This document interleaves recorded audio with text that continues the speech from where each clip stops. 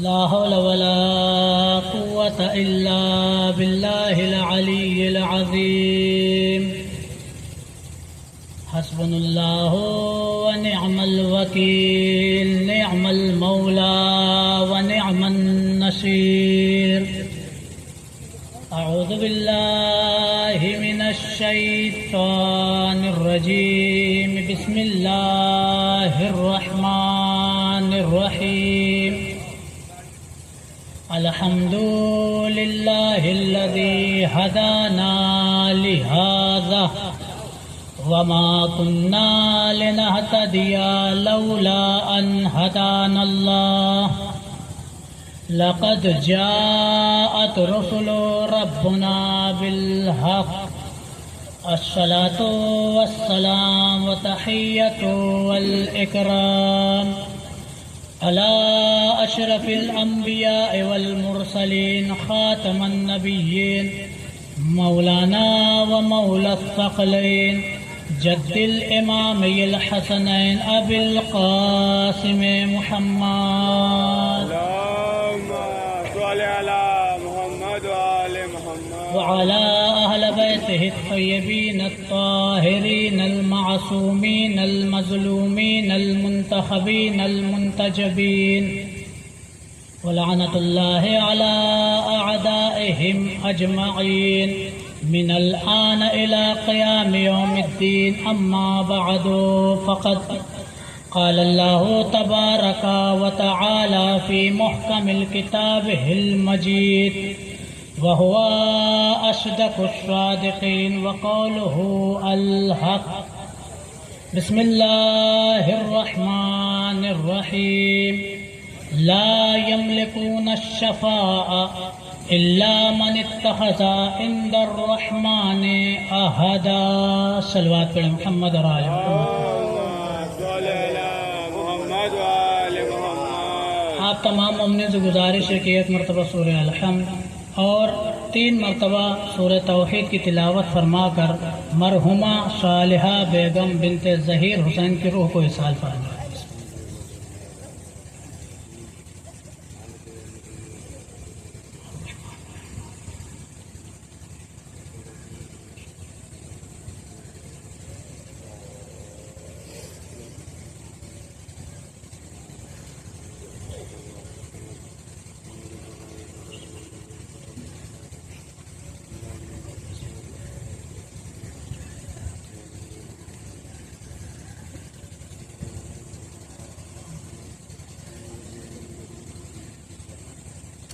مرحومہ کے بلند درجات کے باواز بلند صلوات پڑھیں۔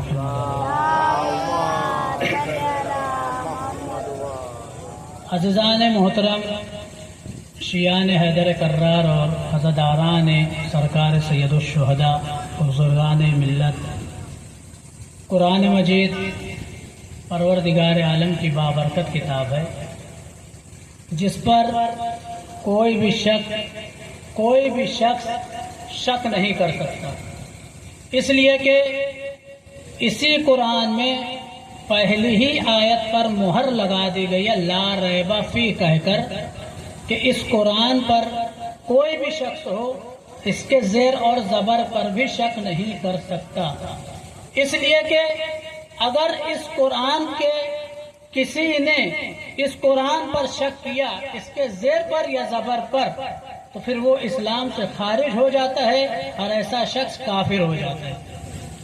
تو لہذا اسی بابرکت کتاب میں پروردگار عالم ارشاد فرما رہا ہے سورہ مریم قرآن مجید کا 19 نمبر کا سورہ ہے اور اس کی آیت نمبر 86 جس میں پروردگار عالم ارشاد فرما رہا ہے کہ لا یملکون الشفاعہ کہ کوئی بھی مالک شفاعت نہیں ہے۔ دیکھیے بہت غور کریے گا، پہلے تو پروردگار عالم نے نفی کیا ہے، منع کیا، کیا کیا؟ لا یملکون الشفاعہ کہ کوئی بھی شخص مالک شفاعت نہیں ہے، کوئی بھی شخص شفاعت کا بادشاہ نہیں ہے۔ اس کے بعد آگے کیا فرما رہے؟ الا من اتخذ عند الرحمن عہدا، سوائے اس ذات کے جس نے رحمان سے وعدہ لیا ہو. یعنی پہلے تو پروردگار کیا کہہ رہا ہے؟ دیکھیں شفاعت کا بہت بڑا مرحلہ ہے. یہ ہم جیسے جو چاہنے والے ہیں، یہ جو ہم فرش عزا پر بیٹھے ہیں، ہم بھی بغیر شفاعت کے بخشے نہیں جائیں گے. جب تک کہ کوئی امام ہماری بخشش نہ کر دے ہم بخشے نہیں جانے والے.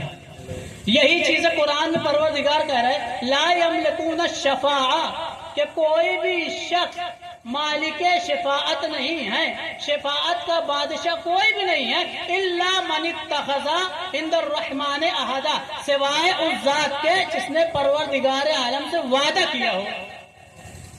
اب یہ وعدہ لفظ عہدہ کا مطلب ہوتا ہے وعدہ. اب یہ وعدہ کا لفظ بتا رہا ہے کہ پروردگار عالم کسی ذات سے معاہدہ کیا ہے، اور جس سے معاہدہ کیا ہے وہی شفاعت کا مالک ہے. اب ہمیں جاننا یہ ہے، پہچاننا یہ ہے کہ شفاعت کا مالک کون ہے، شفاعت کا بادشاہ کون ہے. بہت غور کریے گا. عالم ارواح، تاریخ پڑھ رہا ہوں، تاریخ کے جملے. عالم ارواح تھا، فیروزے کا تخت تھا، اس فیروزے کے تخت پر شفاعت کا تاج رکھا ہوا تھا، شفاعت کا تاج رکھا ہوا تھا، اور اسی تاج کے بازو میں ایک شرائط کا خط رکھا ہوا تھا. اب پروردگار عالم نے عالم ارواح میں کہہ دیا کہ جو شخص اس شرائط پر اترے گا وہی شفاعت کا مالک ہوگا. لہذا سب سے پہلے آدم آگے بڑھے. ابھی چاہتے تھے کہ تاج اٹھا کر سر پر رکھے، لیکن پروردگار نے کہا رکو آدم، پہلے شرائط کو پڑھو. رکو آدم، پہلے شرائط کو پڑھو.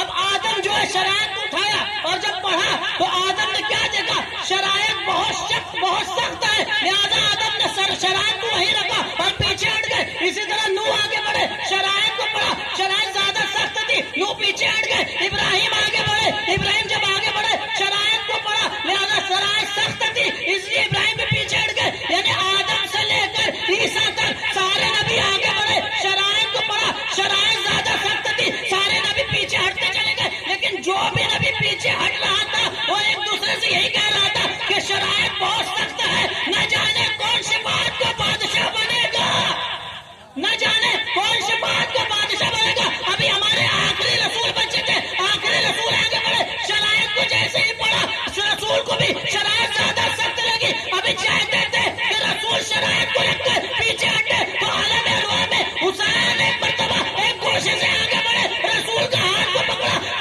رسول کے ہاتھ کو پکڑ کے اسی فریجوں کے تخت کے پاس لائے، اور تخت کے پاس لا کر اس تاج کو اٹھایا اور رسول کے سر پر رکھ دیا، رسول کے سر پر رکھ دیا. ایک مرتبہ اپنے نانا نے نواسے سے پوچھا بیٹا حسین یہ تم نے کیا کیا؟ تو حسین نے کہا اما نانا سارے نبی ایک طرف آپ ایک طرف، سارے نبی ایک طرف، ایک طرف، اس لیے کہ سوالات انبیاء میں صرف آپ ہی ایک ہے جس میں شفاعت کا تاج جچتا ہے.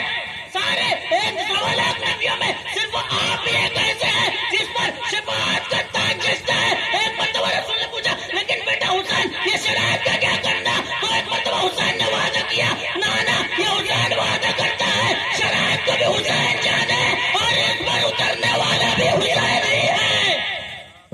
لہذا اس شرائط پر بھی حسین ہی اترے گا، شرائط کو حسین جانے اور اس تاج کو بھی حسین جانے. تو اس کا مطلب یہ ہے کہ جب حسین نے وعدہ حسین سے اللہ سے لے لیا کہ اس شرائط پر میں اتروں گا، آدم پیچھے ہٹ گئے، نوح پیچھے ہٹے، ابراہیم پیچھے ہٹے، اور سارے نبی پیچھے ہٹ گئے، تو حسین آگے بڑھے. کہا پروردگارا میں وعدہ کرتا ہوں کہ اس شرائط پر میں پورا اتروں گا. تو اس لیے اللہ نے حسین کے ہاتھ میں شفاعت دے دی، حسین کے ہاتھ میں شفاعت دے دی. اب آیت کیا کہہ رہی ہے؟ لا یملکون الشفاعہ، کوئی بھی مالک شفاعت نہیں ہے، الا من اتخذ عند الرحمن عہدا، سوائے اس ذات کے جس نے پروردگار عالم سے وعدہ لیا ہو. اب یہاں پہ عالم ارواح کا جو میں نے قصہ سنا ہے اس کا مطلب یہ کہ حسین کے علاوہ کوئی بھی مالک شفاعت نہیں ہے. اور یاد رکھنا کہ شفاعت کے بغیر ہم بھی نہیں بخشے جائیں گے جب تک کہ دیکھیے بہت شفاعت کا مرحلہ جو بہت بڑا ہے، شفاعت کا مرحلہ بہت بڑا ہے، ہم اسے چھوٹا سمجھتے ہیں. کیا ہے شفاعت کا مرحلہ؟ اب یہیں پہ مثال کے طور پر مثال کے طور پر کسی آدمی کو پولیس پکڑ دے، مولانا صاحب گئے ڈونڈی باری، یہاں سے جو ہے مغیثہ پور گئے اور مولانا صاحب کو پکڑ لیے پولیس۔ اب مولانا صاحب نے کہا کہ بھائی میں ڈونڈی بری سے ہوں، وہاں جو ہے میں بچوں کو مکتب پڑھاتا ہوں، اور جو ہے ہم نے شینو پردھان صاحب کا نام لے لیا کہ انہی کے گاؤں کا ہوں۔ تو داروغہ نے کیا کہا کہ ان کا نام لینے سے تمہاری شفاعت نہیں ہوگی جب تک کہ وہ ہم سے یہ نہ کہہ دے کہ مولانا صاحب کو چھوڑ دو۔ دیکھیے میں مثال دے رہا ہوں کہ ان کا نام لینے سے کچھ نہیں ہوگا جب تک کہ وہاں کے پردھان ہمیں کال نہ کرتے۔ اب میں ایک مرتبہ کال کیا کہ پردھان صاحب ہمیں پولیس نے پکڑ لیا، آپ ان سے کہہ دیں تاکہ میری شفاعت ہو جائے، آپ ان سے کہہ دیں تاکہ میری شفاعت ہو جائے۔ ایک مرتبہ پردھان صاحب نے کال کیا، ہمارے گاؤں کے مولوی صاحب ہیں انہیں چھوڑ دو، وہ داروغہ نے فوراً کہا کہ انہیں چھوڑ دو۔ اب سمجھ میں آیا کہ کوئی بھی شخص حسین کا نام لے کر جنت میں نہیں جا سکتا جب تک کہ حسین نہ کہہ دے کہ اسے جنت میں لے جا۔ دامن کو پکڑ لو کسر، یہ کہیں چھوٹ گیا کچھ بھی نہیں پاؤ گے۔ ارے باغ جنت کی ہوا دیتا ہے ان کا دامن، گر انہیں چھوڑو گے تو آگ میں جل جاؤ گے۔ جزاک اللہ۔ نعرہ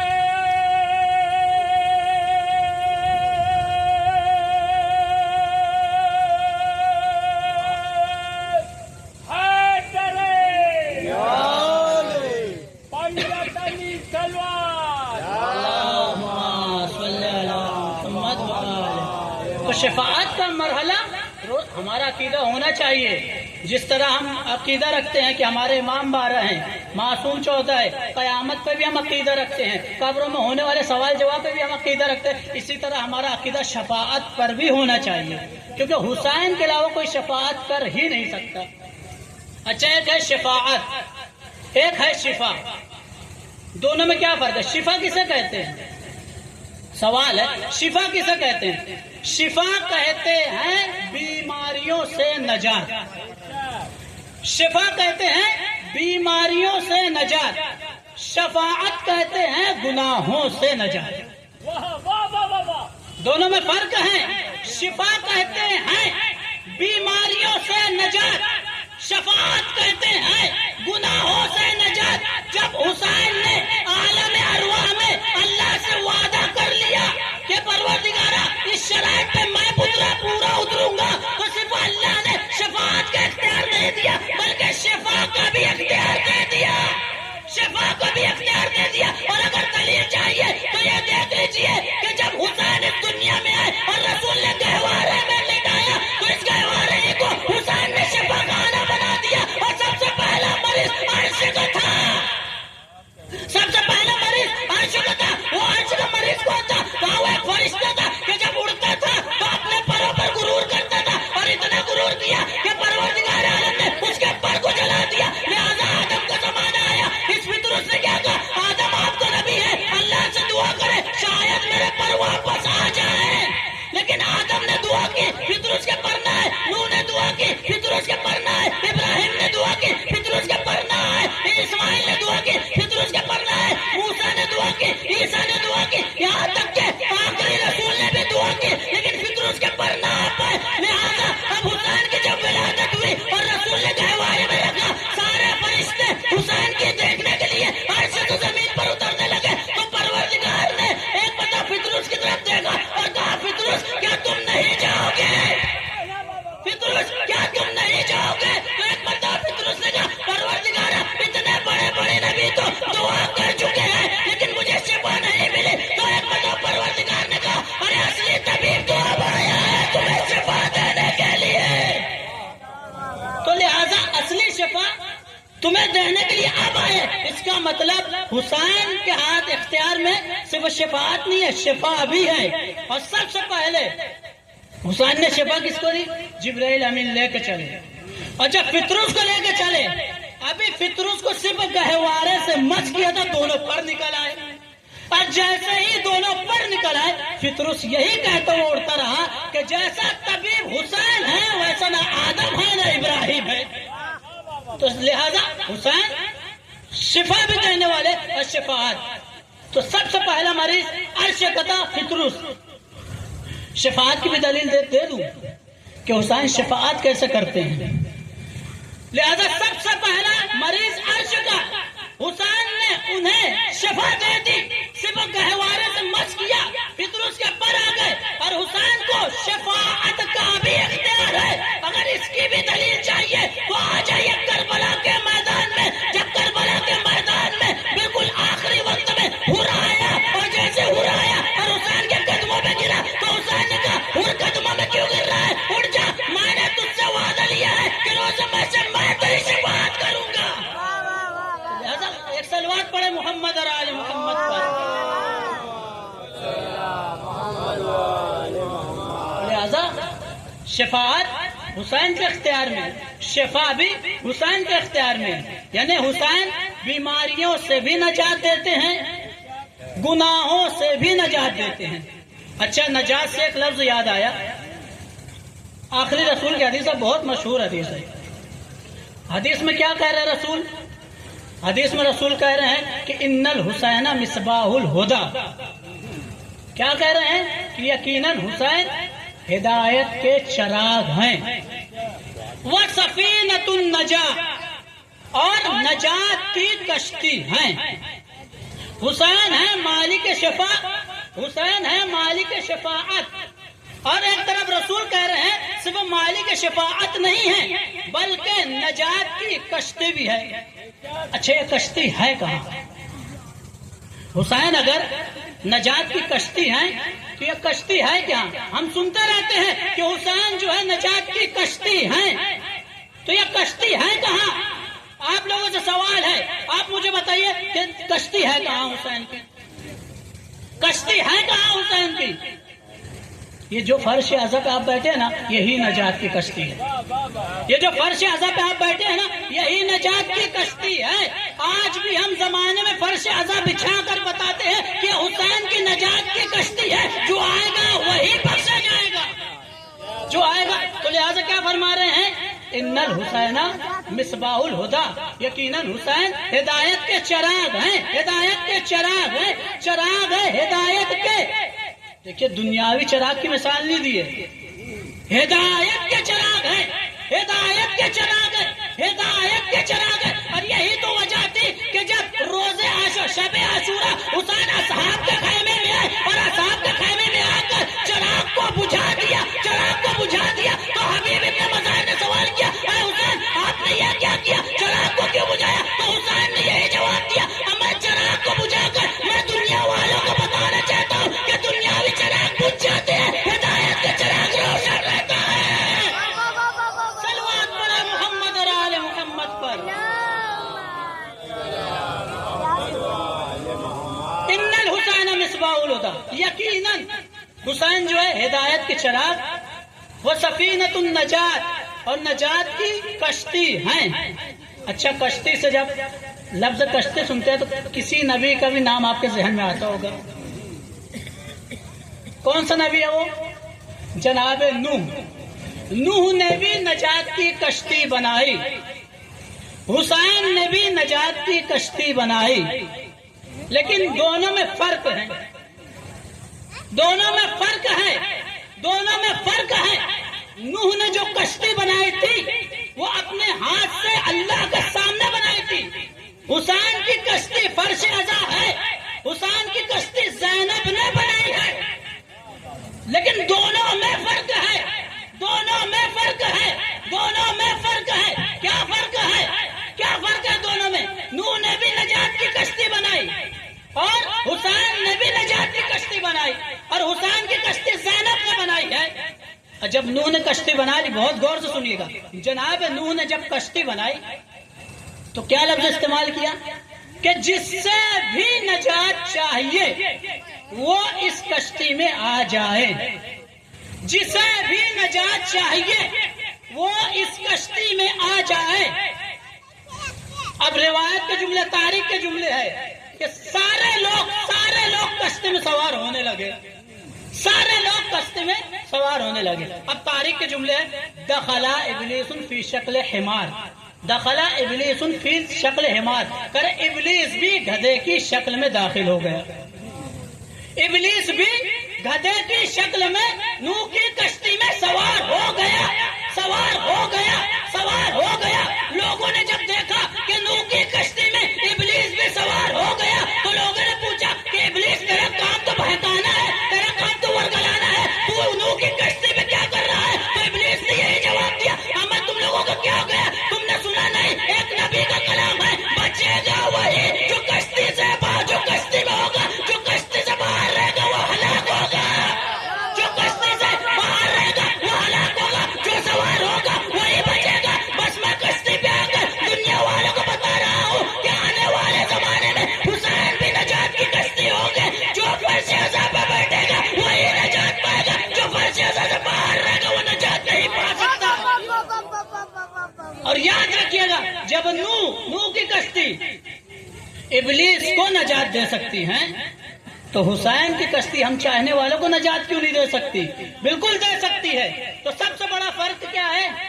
نوح نے کشتی بنائی اللہ کے سامنے، زینب نے کشتی بنائی فرش عزا کی شکل میں یزید کے سامنے۔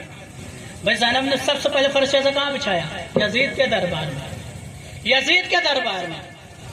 لیکن فرق کیا ہے؟ فرق کیا ہے؟ فرق یہ ہے کہ نوح نے اللہ کے سامنے کشتی بنائی، اور جب کشتی بنا لی تو یہ کشتی 6 مہینے چل کے رک گئی۔ نوح نے جو کشتی بنائی تھی نجات کی وہ 6 مہینے چلی اور رک گئی۔ زینب نے جو حسین کی کشتی بنائی تھی آج تک جاری و ساری ہے۔ صلوات پڑھے محمد اور آل محمد پر۔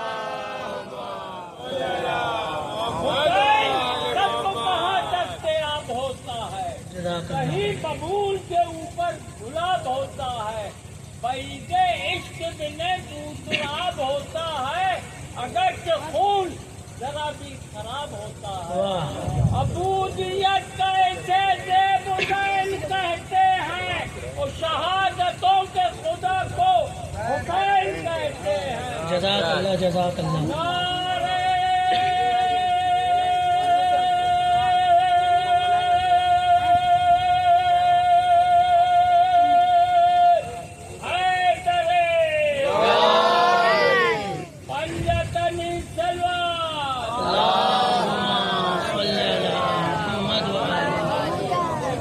لہذا نوح نے بھی کشتی بنائی، نجات کی کشتی۔ رسول نے حسین کو بھی نجات کی کشتی کہا کہ حسین بھی نجات کی کشتی ہیں۔ لیکن ایک فرق تو سمجھ میں آ گیا، نوح کی کشتی 6 مہینے چلنے کے بعد رک گئی، حسین کی کشتی فرش عزا کی شکل میں آج تک جاری و ساری ہے۔ اب سنیے گا ایک اور فرق، اور سب سے بڑا فرق سنا رہا ہوں کہ حسین کی کشتی اور نوح کی کشتی میں کیا فرق ہے۔ بھائی وہ بھی نبی ہے، وہ بھی معصوم ہے، انہوں نے بھی نجات کی کشتی بنائی، حسین نے بھی نجات کی کشتی بنائی، لیکن دونوں میں ایک فرق اور سنیے گا، اور سنیے گا کہ نوح نے جب اعلان کیا کہ جو اس کشتی پہ بیٹھے گا وہ نجات پائے گا، آج جو اس کشتی پہ سوار ہو جاؤ، تو یاد رکھیے گا اس کشتی پہ بہت سارے لوگ سوار ہوئے، انسان سوار ہوئے، بشر سوار ہوئے، جنات سوار ہوئے، جانور سوار ہوئے، چرندے پرندے سوار ہوئے۔ لہذا فرق کیا ہے کہ سب سوار ہو گئے، تو آپ فرق اتنا ہے، سن لیجئے گا نوح کی کشتی اور حسین کی کشتی میں کیا فرق ہے کہ نوح کی کشتی میں جو جیسا سوار ہوا تھا ویسا ہی اترا تھا، نوح کی کشتی میں جو جیسا سوار ہوا تھا ویسا ہی اترا تھا، بشر سوار ہوا بشر اترا، انسان سوار ہوا انسان اترا، جنات سوار ہوئے جنات اترے، پرندے سوار ہوئے پرندے ہی اترے، جانور سوار ہوئے جانور اترے۔ لیکن حسین کی کشتی میں فرق یہ ہے کہ حسین کی کشتی میں ہر گنہگار سوار ہوا، اور جب اترا تو علیہ السلام۔ صلوات پڑھے محمد اور آل محمد پر۔ ظاہر ہے اس سے خاص قیوم ہے سودا، یہ ہاتھ خبر دیتا ہے معصوم ہے سودا۔ نعرہ حیدرے پنجتنی سلوات، اللہم صلی علی محمد و آل۔ لہذا حسین بھی نجات کی کشتی ہے، اور نوح کی بھی جو ہے کشتی نجات کی تھی، نوح کی کشتی بھی نجات دیتی تھی۔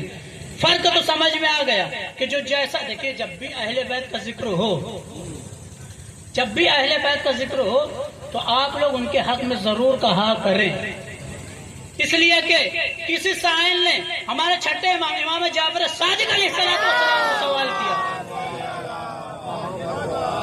جب سائل آیا تو چھٹے امام نے سب سے پہلے کہا کہ تم لوگ میرے چاہنے والے ہو، تم لوگ مجھ سے ایک معاہدہ لے لو، تم لوگ مجھ سے ایک وعدہ کر لو۔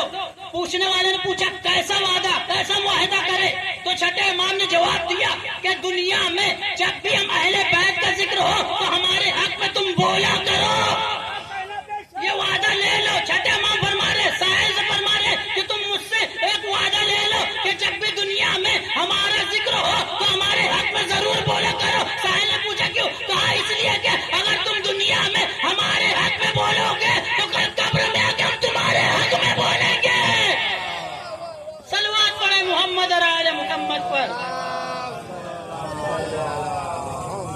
تو لہذا حسین بھی نجات کی کشتی ہیں، نوح بھی نجات کی کشتی ہے، لیکن مالک شفاعت حسین کے علاوہ کوئی نہیں، مالک شفاعت حسین کے علاوہ کوئی نہیں، کیونکہ یہ حسین ہی ہیں جنہوں نے، جن کی کشتی زینب نے بنائی ہے اور آج تک جاری اور ساری ہے۔ نوح کی کشتی میں فرق یہ تھا کہ نوح کی کشتی 6 مہینے چلی، رک گئی، زینب نے حسین کی جو کشتی بنائی اور آج تک جاری اور ساری ہے، آج تک جاری اور ساری ہے، یہ کبھی رکنے والی نہیں ہے۔ قیامت تک لوگ آتے رہیں گے، اس حسین کی کشتی کو بچھاتے رہیں گے، حسین کی کشتی کو سجاتے رہیں گے۔ اما فرق کیا ہے؟ وہاں فرق یہی ہے کہ نوح ہونا اور ہے، زینب ہونا اور ہے، نوح ہونا اور ہے، زینب ہونا اور ہے۔ لہذا زینب نے اگر حسین کی کشتی بنائی ہے تو یاد رکھنے قیامت تک جاری و ساری رہے گی۔ اور نوح نے جو ہے اللہ کے سامنے اللہ کے حکم سے بنائی تھی یہ کشتی، اور جیسا اللہ نے کہا ویسے ہی بنائی۔ اور زینب یزید کے سامنے بنائی کہ یزید تو کیا سمجھتا ہے؟ تو یہ سمجھتا ہے کہ جس طرح نوح کی کشتی رک گئی اسی طرح یہ بھی زیادہ دن فرش ازا رہے گا نہیں۔ یاد رکھنا، زینب نے یزید سے مخاطب ہو کر کہا کہ یزید نوح کی کشتی ہونا اور ہے، حسین کی کشتی اور ہے، قیامت تک نسلیں آتی رہے گی اور اس کشتی کو سجاتی رہے گی، اور جو اس کشتی پر، اس فرش ازا پر بیٹھے گا وہی نجات پائے گا۔ اور اس کی بہت بڑی فضیلت ہے فرش ازا کی، میں بارہا یہ مجلسوں میں پڑھ بھی چکا ہوں کہ بہت بڑی فضیلت ہے۔ یہ جو ہم فرش ازا پر بیٹھتے ہیں تو جتنے بھی ہمارے گناہ ہیں، چاہے وہ صغیرہ ہو یا کبیرہ ہو، سب اللہ اسے بخش دیتا ہے۔ اور اس فرش ازا پر، اس فرش ازا پر بڑے بڑے فرشتے آنے کے لیے ترستے ہیں، بڑے بڑے فرشتے آنے کے لیے ترستے ہیں، بڑے بڑے فرشتے آنے کے لیے۔ جب بھی فرش ازا بچتا ہے تو اللہ سے فرشتے اجازت لیتے ہیں کہ اے اللہ، کیا ہمیں حکم ہے کہ ہم فرش ازا پر بیٹھیں، ہم حسین کی کشتی میں جا کر بیٹھیں؟ تو اللہ کہتا ہے میری عبادت چھوڑو اور فرش ازا پر بیٹھو۔ یاد رکھنا، یاد رکھنا، پروردگار کی عبادت کیا ہے؟ نماز روزہ جو پڑھتے ہیں عبادت تو ہے، لیکن ہر فرشتہ اپنی پوزیشن پر ہے۔ جو فرشتہ حالت رکوع میں ہے وہ رکوع ہی میں رہتا ہے، جو فرشتہ حالت سجدہ میں ہے وہ سجدے میں ہی رہتا ہے، جو فرشتہ حالت تحلیل میں ہے وہ تحلیل ہی میں رہتا ہے، جو فرشتہ حالت تشہد میں ہے وہ تشہد ہی میں رہتا ہے۔ یعنی پروردگار عالم کی اتنی بڑی عبادت ہے کہ جو رکوع میں ہے وہ سر نہیں اٹھاتا، جو سجدے میں ہے وہ سر نہیں اٹھاتا، جو قیام کی حالت میں وہ رکوع میں نہیں جاتا، جو حالت تحلیل میں ہے وہ تشہد نہیں پڑھتا، جو تشہد پڑھتا ہے وہ حالت تحلیل میں نہیں جاتا۔ یعنی فرشتے یہ بتا رہے ہیں کہ سب سے بڑی عبادت جو ہے پروردگار کی ہے، لیکن جب فرش ازا بچتا ہے تو فرشتے کہتے ہیں کہ ہم چلے جائیں، تو پروردگار کہتے ہیں ارے یہ میری عبادت تو چھوٹی ہے، وہی عبادت سب سے بڑی ہے۔ فرش ازا کی سب سے بڑی عبادت ہے، اور نہ جانے کس کے بازو میں کون سا فرشتہ آ کے بیٹھ جائے۔ یہ کسی کو خبر ہے؟ اچھا ہمارے وہاں فرش ازا بچ جاتا ہے، یہاں ایک ایک آدمی کو بلایا جاتا ہے، اب آ جاؤ بھائی، آ جاؤ بھائی، مجلس شروع ہو چکی، آ جاؤ۔ لیکن آدمی جو آنے کا نام نہیں لیتے. جب مولانا صاحب بیٹھیں گے تبھی جائیں گے. میں اس سے پہلے ایک جملہ کہہ چکا ہوں کہ جو مرثیہ افسوس خانی ہے یہ نماز عشق ہے، نماز عشق کی اذان ہے، اور اس کی جماعت، اس کی نماز جو ہے فضائل علی ہے. اگر تم اذان کی آواز پہ نہیں آ رہے ہو تو پھر نماز میں شرکت کر کے تمہارا فائدہ کیا ہے؟ اذان اسی لیے ہوتی ہے تاکہ مسلمان بھاگے چلے آئیں، لیکن یہاں بلایا جاتا ہے آ جائیں. لیکن دل میں کیا ٹھان کے بیٹھے؟ جب کوئی عالم بیٹھ جائے گا تبھی جائیں گے، تبھی جائیں گے. ایک جملہ اور میں بہت بڑا کہہ رہا ہوں، یاد رکھیے گا، بہت بڑا جملہ کہہ رہا ہوں کہ ہم یہ سمجھتے ہیں کہ ہم حسین کو چاہتے ہیں. بہت بڑا جملہ ہے. ہم یہ سمجھتے ہیں کہ ہم حسین کو چاہتے ہیں، اما سب سے بڑا افضل ترین انسان وہ ہے جس کو حسین چاہے. سب سے بڑا اور سب سے افضل انسان وہ ہے جسے حسین چاہے، اور جسے حسین چاہتے ہیں وہی فرش اعظم پر آتا ہے. یہ جو کربلا میں خط لکھ کر حبیب ابن مظاہر کو بلایا ہے، یہ حسین نے ہمیں دنیا والوں کو بتایا ہے کہ دیکھو حسین اسے چاہتے ہیں تو جسے چاہتے ہیں تو بلاتے ہیں. آج فرش اعظم بچتا ہے تو یاد رکھنا وہی آتا ہے جسے حسین چاہتے ہیں، جسے حسین چاہتے نہیں وہ نہیں آتا، جسے بھی حسین نہیں چاہیں گے. یہ ہم سمجھتے ہیں نا کہ ہم حسین کو چاہتے ہیں. یاد رکھنا دعوے دار ہونا اور محب ہونا ہو. ہم صرف دعوے دار ہیں، ہم حسین کو چاہتے ہیں، لیکن کتنی بڑی شفاعت ہے یہاں، کتنی بڑی شفا یہاں کوئی نہیں جانتا. لہذا جب بھی فرش اعظم بچتا ہے اس نجات کی کشتی پہ بیٹھنے کے لیے سارے فرشتے آتے ہیں. تو اب آپ سن لیجئے گا کہ جو فرش اعظم پہ لوگ بیٹھے ہیں ان کو صرف ذکر حسین سننے کا ثواب نہیں ملتا، ان کو صرف ذکر حسین سننے کا ثواب نہیں ملے گا، بلکہ جتنے فرشتے آئیں گے ان کی جو عبادت ہے اس کا بھی ثواب ملے گا. اگر تشہد والا فرشتہ آ کر بیٹھ گیا تو یاد رکھنا آپ کو تشہد کا ثواب ملے گا. اگر رکوع والا فرشتہ اگر بیٹھ گیا تو آپ کو رکوع کا ثواب ملے گا. اگر سجدے والا فرشتہ اگر بیٹھ گیا تو آپ کو سجدہ کا ثواب ملے گا. اگر تحلیل والا فرشتہ اگر بیٹھ گیا تو آپ کو تحلیل کا ثواب ملے گا. یعنی فرش اعظم پر بیٹھنے کا صرف ذکر حسین کا ثواب نہیں ملتا بلکہ پوری نماز کا ثواب ملتا ہے، اور ایسی نماز جو فرشتوں نے پڑھی ہو. صلوات پڑھے محمد اور آل محمد پر. لہذا اس کی اہمیت جانیے. اور یاد رکھنا ایک بات اور کہتا ہوا چلوں، یہ فرش اعظم جو ہے صرف فرش اعظم نہیں ہے. فرش اعظم کا مطلب کیا ہے؟ فرش اعظم کا مطلب ہے اس فرش اعظم سے اٹھنے کے بعد اپنے اندر تبدیلی لانا، اپنے اندر انقلاب لانا. یہ نہیں کہ ہم ابھی 2 گھنٹہ پہلے گالی بک رہے تھے، فرش اعظم پہ آگے بیٹھے پھر وہاں جا کے گالی بک رہے. اس کا مطلب ابھی تم پہ فرش اعظم کا کوئی اثر ہی نہیں ہوا. فرش اعظم کا مطلب ہے سارے عیبوں کو دور کر لینا. یہ فرش اعظم کا مطلب کیا ہے؟ اپنے اندر چینجنگ لانا، تبدیلی لانا. اگر تبدیلی نہیں آ رہی ہے تو تمہارا بیٹھنا بیکار ہے. جھوٹ بول رہے ہیں ہم، فرش اعظم پہ آگے بیٹھے واپس جا کے جھوٹ بول رہے ہیں. غیبت کر رہے ہیں ہم، فرش اعظم پہ آگے بیٹھے دوبارہ جا کے غیبت کر رہے ہیں.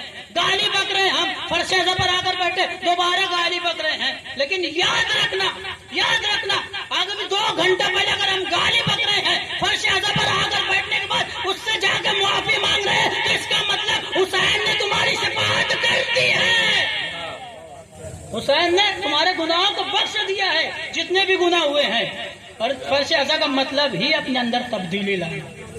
اور یاد رکھنا، کیونکہ میں بھی جان رہا ہوں آپ بھی جان رہے ہیں کہ ٹیمپریچر کافی ہائی ہے اور ہر آدمی جو ہے گرمی محسوس کرتا ہے، لیکن اس سے زیادہ گرمی جو ہے کربلا کے میدان میں تھی. 3 دن کے بھوکے پیاسے. اس سے آپ اندازہ لگا لیں، اس چیز سے اندازہ لگا لیں، صرف ہم 15 منٹ دھوپ میں ٹہل لیں ہمیں پیاس کی شدت محسوس ہو رہی ہے. اور کربلا کی گرمی ایسی تھی کہ تاریخ لکھتی ہے کہ اگر ایک چاول کا دانہ بھی گرتا تھا تو بھون جاتا تھا۔ دیکھ رہے ہیں، سبھی دیکھ رہے ہیں کہ مسجد کے باہر ایک سبیل لگائی گئی ہے، ہر آدمی ہر 10 منٹ پہ 5 منٹ پہ آتا ہے، پانی پیتا ہے، لیکن کبھی کبھی کسی نے یہ احساس کیا ہے کہ اس سے زیادہ شدت کربلا میں تھی، اور 3 دن کے بھوکے پیاسے۔ یہ تو الگ بات ہے کہ حسین پیاسے تھے، عباس پیاسے تھے، علی اکبر پیاسے تھے، حد ہے 6 مہینے کا بچہ بھی 3 دن کا بھوکا پیاسا تھا۔ اور کیونکہ ابھی 2 دن کے بعد بہت بڑی شہادت آ رہی ہے، جنہیں ہم مسلم ابن عقیل کے نام سے جانتے ہیں۔ یاد رکھنا، کربلا کی ابتدا ہی جناب مسلم ابن عقیل سے ہوئی ہے، اور یہ کوئی چھوٹی موٹی شہادت نہیں ہے، بہت بڑی شہادت ہے جناب مسلم کی بھی۔ چھٹے امام فرماتے ہیں کہ جس طرح حسین غربت میں مارے گئے ہیں، اسی طرح مسلم ابن عقیل بھی غربت میں مارے گئے، اس لیے کہ حسین کو جب تیر و تلوار لگ رہے تھے تو حسین تنہا تھے، کوئی نہیں تھا آس پاس۔ اسی طرح مسلم جب کوفے میں گھر گئے تھے تو مسلم اکیلے تھے۔ آپ جانتے ہیں کہ حسین نے جب سفیر بنا کے مسلم ابن عقیل کو بھیجا ہے، اور جب کوفے آئے ہیں مسلم ابن عقیل تو 18,000 لوگوں نے مسلم کے ہاتھ پر بیعت کی ہے، اور کہتے ہیں کہ آپ حسین کو بلا لیجئے، ہم حسین کا ساتھ دیں گے۔ لیکن یاد رکھیے گا، ظہر کے وقت 18,000 لوگوں نے مسلم کے ہاتھ پر بیعت کی، اور جب مغرب کی نماز پڑھانے مسلم ابن عقیل کھڑے ہوئے، اب مغرب کی نماز پڑھا کر جب مسلم ابن عقیل پیچھے پلٹ کر دیکھے تو صرف 4 آدمی کے علاوہ کوئی نہیں۔ مسلم سمجھ گئے کہ دھوکہ ہوا ہے، اور جب عشاء کی نماز پڑھ کے دیکھے تو مسلم صرف تنہا تھے، وہ 4 آدمی بھی جا چکے۔ مسلم تنہا جو ہے کوفے کے مسجد نبوی سے مسجد کوفہ سے نکل کر تنہا کوفے گلیوں میں ٹہلنے لگے، اور ایک ضعیفہ جو مومنہ تھی جس کا نام تاریخ لکھی ہے طوعہ، اس کے در پہ آ کر مسلم بیٹھ گئے۔ مسلم کافی دیر تک بیٹھے رہے۔ طوعہ نے اچانک جب گھر کا دروازہ کھولا تو کیا دیکھے، کوئی شخص ہے جو میرے در پر بیٹھا ہے۔ طوعہ نے کہا، شخص تو کون ہے اور کیوں یہاں بیٹھا ہے؟ مسلم نے کہا، میں مسافر ہوں۔ طوعہ نے کہا کہ اگر مسافر ہے تو جتنی جلدی ہو سکتا ہے اس شہر کو چھوڑ دے، جتنی جلدی ہو سکتا ہے اس شہر کو چھوڑ دے۔ مسلم نے پوچھا کیوں، وجہ کیا ہے؟ کہا وجہ یہ ہے کہ حسین نے ایک سفیر کو بھیجا ہے، اور یہ سفیر جس کو بھیجا ہے سارے کوفے والے اس مسلم کے جو پیاسے ہیں، سارے جو کوفے والے ہیں اس سفیر کے خون کے پیاسے ہیں۔ ایک مطلب مسلم پوچھتے ہیں، کیا تم اس سفیر کا نام جانتی ہو؟ اے ضعیفہ، کیا تم اس سفیر کا نام جانتی ہو؟ ضعیفہ نے کہا، میں کیسے نہیں جانوں گی، علی عقیل کا بیٹا مسلم ہے جو کربلا، جو مدینے سے کوفے کی طرف آیا ہے۔ ایک مرتبہ جیسے ہی مسلم نے سنا، مسلم نے کہا، اے ضعیفہ، ارے میں ہی عقیل کا بیٹا مسلم ہوں۔ اور جیسے ہی تو اس جملے کو سنا، ایک مرتبہ کہا، اما تم مسلم ہو تو باہر کیوں بیٹھے ہو؟ حالات کافی خراب ہے، اندر آؤ اور میرے گھر میں رہ جاؤ۔ مسلم نے اس ضعیفہ کے گھر میں پناہ لی، لیکن تاریخ کے جملے ہیں، ساری رات مسلم نے عبادت میں گزاری۔ ابھی صبح کی نماز کا وقت تھا کہ مسلم نے محسوس کیا کہ ابن زیاد کی فوج آ چکی ہے، گھوڑوں کی ٹاپ کی آواز کو سنا۔ مسلم نے اپنے آبا کو پہنا، امامہ کو سر پر رکھا، تلوار لے کر باہر نکلنے والے تھے۔ طوعہ نے کہا، اے مسلم کہاں جاتے ہو؟ مسلم نے کہا، ارے ضعیفہ، ارے وہ وقت آ چکا ہے، دشمن آ چکے ہیں، میں باہر جا رہا ہوں۔ طوعہ نے کہا، ارے تم اندر ہی رہو مسلم۔ مسلم نے کہا، میں یہ برداشت نہیں کر سکتا کہ نامحرم گھر میں گھسا۔ ارے ضعیفہ گھر میں ہو، میں دوں گا مسلم۔ ارے آپ کو اتنا خیال کہ کوئی نامحرم گھر میں نہ گھسے، لیکن کچھ دن نہیں گزریں گے، یہی کوفہ ہوگا۔ زینب ام کلثوم کھلے سر اسی کوفے میں پلائی جائے گی۔ لہذا مسلم ابن عقیل گھر سے سے گھیر لیا، لیکن مسلم بڑھ بڑھ کے حملہ کر رہے تھے، دھوکے سے مسلم کو ایک گڑھے میں گرایا گیا، گرفتار کر کے ابن زیاد کے پاس لایا گیا۔ بس میں بہت مختصر کر رہا ہوں۔ ابن زیاد نے کہا اس مسلم کو دارالعمارہ پر لے جاؤ اور اسے وہاں سے پھینک دو۔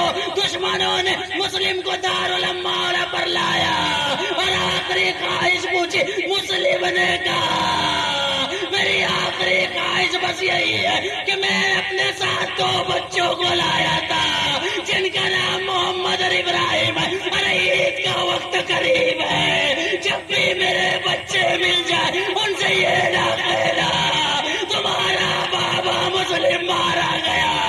ارے بس اتنا کہنا تھا۔ مسلم کو دارالعمارہ سے پھینکا گیا۔ ایک مرتبہ مدینے کی طرف مسلم نے رک کر کے کہا السلام علیکم یا ابا عبداللہ۔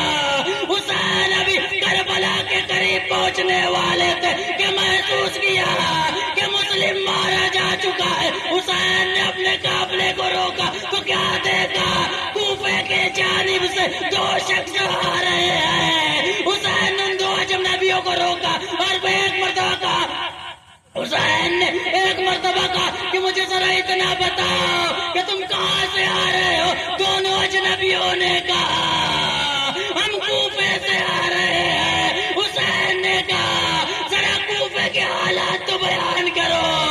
دونوں اجنبی خاموش تھے۔ حسین نے کہا میں حسین ہوں، مجھ سے ڈرنے کی ضرورت نہیں ہے، کوفے کے حالات بیان کرو۔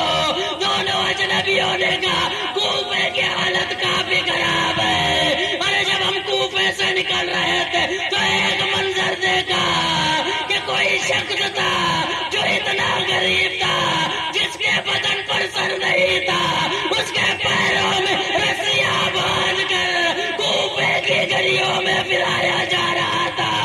حسین گریا کرنے لگے، اپنے امامے کو اتارا، عباس آگے بڑھے، آقا حسین ارے گریا کرنے کا سبب۔ حسین نے کہا میرا مسلم کوفے میں مارا گیا، ارے میرا مسلم بے کس و تنہا مارا گیا۔